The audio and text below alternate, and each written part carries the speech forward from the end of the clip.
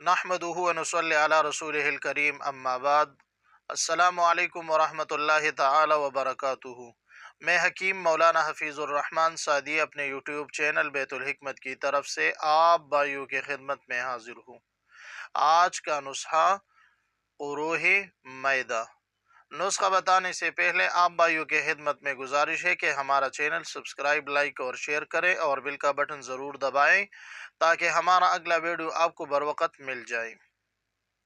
अज्जा नोट फरमा लें। नंबर 1 संग जराहत 200 ग्राम। नंबर 2 फटकड़ी सफ़ेद 100 ग्राम। तरकीब तैयारी। दोनों अज्जा को अलहदा अलहदा खूब बारीक पीस कर आपस में मिला लें और फिर 500 मिलीग्राम कैप्सूल भर लें।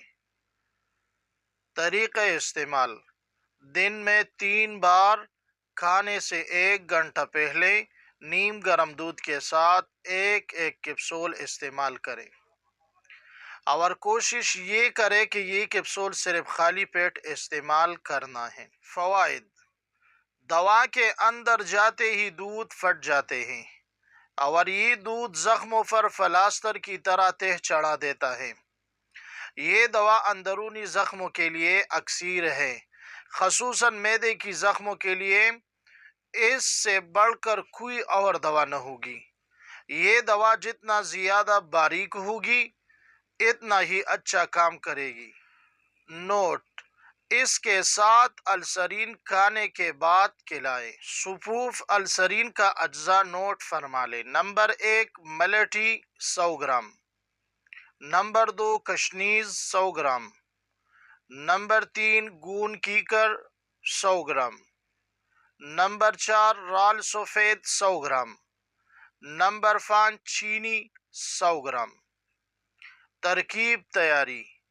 ये तमाम अज्जा हम वज़न लेकर नहायत बारीक सपूफ तैयार करें।